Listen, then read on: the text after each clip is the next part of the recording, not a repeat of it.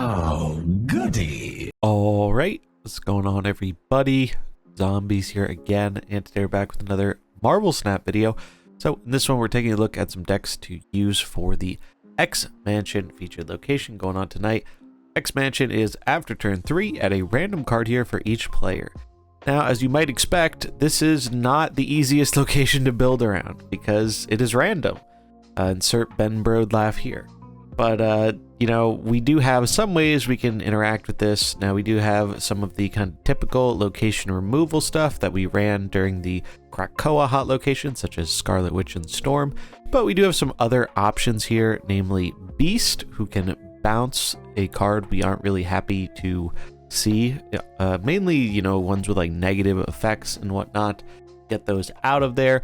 And Beast also has another upside of being good against some of the junk decks that are going around. Saw quite a few of those last night where they try and fill up your board or throw some goblins at you, and Beast is pretty good against that stuff. And then Carnage. Carnage is another way of just removing something annoying that pops out of the X Mansion. So these are kind of the four main cards here. You could also try some other destroy effects, and we're going to look at that in one of the decks we have featured here. But if you're just looking to play any deck you want, and you're looking for a way to mitigate the randomness of the featured location tonight, these are definitely some cards that are worth a consideration in your deck. First up, we have our Pool 2 deck here. Going to be skipping Pool 1 this week, as there really aren't many options for building a specific deck in Pool 1. Like I mentioned at the start, you can just throw Scarlet Witch in to try and mitigate it, or Carnage to blow up whatever gets spawned there, but you don't really have a ton of tools to build around the location. You do get some more options in Pool 2 though, so we have the tried and true Devil Dinosaur build. This is actually pretty much the same one we ran during the Krakoa hot location for the same reason, and that is basically having Scarlet Witch and Storm here, just to be able to shut down the annoying randomness of the featured location. Other than that, we have some good early game here in things like Sunspot, Iceman, Nightcrawler, and Angela. We have things like Armor and Cosmo for some Shang-Chi and Killmonger protection. Blizzard really good in the Storm decks because it's a lot of power, and most of the time they won't be able to fill up the Storm lane before you close it off. Moon Girl for double Dino shenanigans. Devil Dino as our big power thing, and then Chavez for more early game consistency and sometimes just being a nice thing to slam on turn 6. Moving on to Pool 3 and above, we have actually a few different lists here that are only Pool 3, starting with some upgrades to the Devil Dinosaur deck. Wanted to keep this one mainly Pool 3 friendly. However, if you want to upgrade it further, I did recently post a Devil Dino Darkhawk build, which I think is the best Dino build in the game right now. So if you do have access to Darkhawk and the rest of the cards in that package, such as Korg, Rockslide, and Mystique, definitely worth looking into upgrades there. But if you're just trying to use Pool 3 cards, we have some pretty decent upgrades here. Coulson, I think, is a really big one.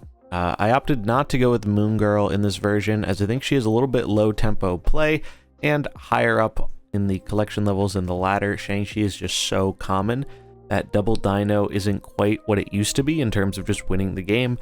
Coulson I found to be very, very good in just keeping our hand big, good tempo play, and sometimes the cards he generates are relevant. You also get the bonus of Quinjet here, who can make the Coulson cards cost cheaper, which can be very, very good. Put White Queen in the Moon Girl slot, though you could definitely run Moon Girl in this list if you want. This comes down to personal preference. But with the Storm package, I like having a bigger thing to tempo out on turn 4. Then at the top end are our last upgrades here. We have Dr. Doom, which is obviously great in a Storm deck, helps us go wide. I think Doom is one of the best 6-drops in the game right now, very versatile, and good against a lot of the Sandman decks running around. And then She-Hulk. She-Hulk obviously very good with Sunspot, just a really good card in general, and gives us a little more tall things outside of our Dino. Next, we have another classic Pool 3 All-Star, and that is Deathwave. So I think Deathwave honestly has kind of fallen off in popularity, even though it's still a rather good deck. And we definitely have some tools here to help mitigate bad RNG from the location. So blow up cards we don't like, use it as an excuse to feed our Carnage or our Death just by using Deathlock to blow them up. So that's pretty good. Pretty standard Deathwave list here. We have some cheap 1-drops like Squirrel Girl, Iceman to feed our death, make her nice and cheap. We really only need to get death down by 3 or 4 cost. That way, when we play Wave on the final turn, we're limiting the opponent to playing usually only 1 card, but we are able to play 1 big card as well as Death and or She-Hulk on top of it, which is very powerful. Arrow is still an absolute all-star in this deck, as she is really, really good when your opponent can only play 1 card. Doom is nice because if they're limited to 1 card, you can go wide and play for all 3 locations. And Shang-Chi to help deal with their 1 very big threat. This is especially good if we don't have priority and we expect them to be playing 1 big thing on the final turn.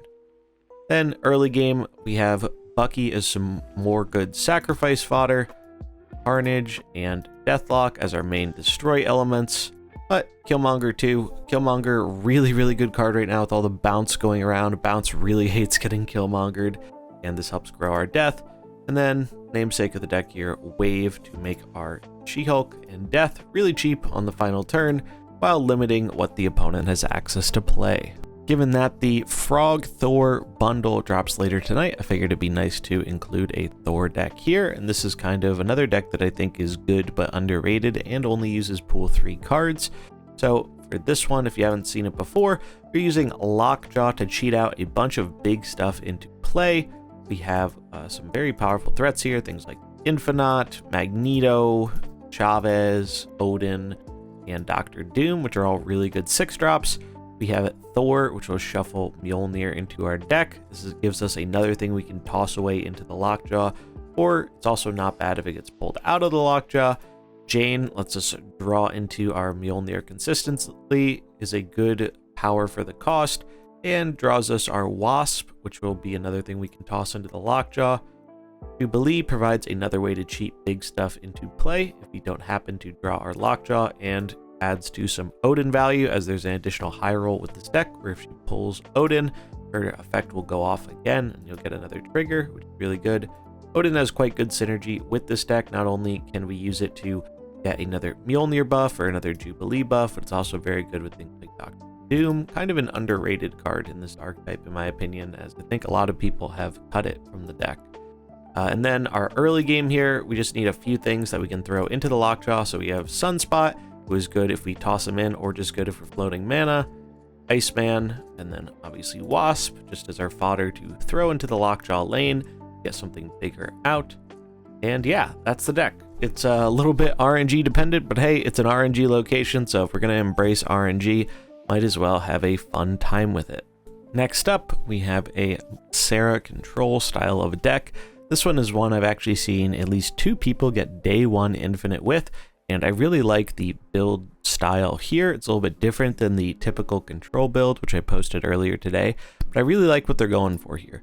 So the main differences from the Sarah deck that I usually play are we have Bast here. Bast is, I don't think required, but is very nice in that we have a lot of cards in our deck that can benefit from this 3 power boost, such as things like our Angela, our Hit Monkey, Mysterio ends up getting 3 power things from it. Obviously also good with Bishop and Wolfsbane, and we really only have like 1 card here in Sarah that gets reduced by it, so a lot of upside to this card. Angela, always been a pretty good card, just doesn't always make the cut because Sarah lists have a lot of good 2-drops, but I do think Angela is quite good, and she's going to get even better in this list when we get access to Kitty Pryde again. Hitmonkey has definitely been an all-star in these Sarah control style lists, because combining him with Mysterio or just the other stuff we are hand vomiting out on the final turn makes him really, really good power for the cost. Scarlet Witch is our answer to the location, just send it away before we have to deal with it.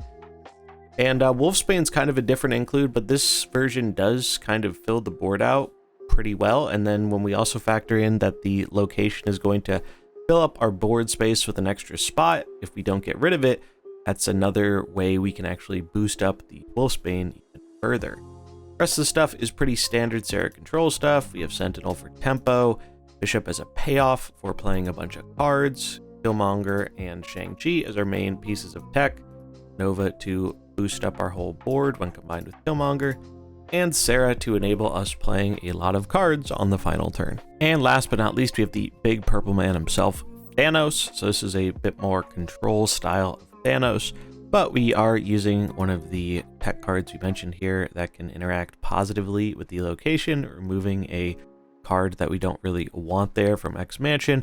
Or if we get a good card off X Mansion, this gives us the potential to bounce it back to hand and play it again. But this is a kind of, it's like a hybrid between the control style, where we have things to lock down lanes, which is Valkyrie, Professor X, Spider-Man. Daredevil really helps with that too, making sure that our Professor X or Spider-Man on turn 5 is as effective as it can be. Then we have a bit more of a zoo style shell, a bunch of cheaper cards such as the Hood and Demon, Fast to buff up a lot of our stones and other cards. Hitmonkey is a payoff because we have a lot of stones we can slam out. You can actually just kind of use this as a tempo play, which is pretty nice. Beast obviously has good synergy with Hitmonkey, the stones, and potentially the expansion cards. Mysterio really good with Fast and Bishop here. Dino, so we have something that can go tall and also gives us a nice way to break Valk lane ties.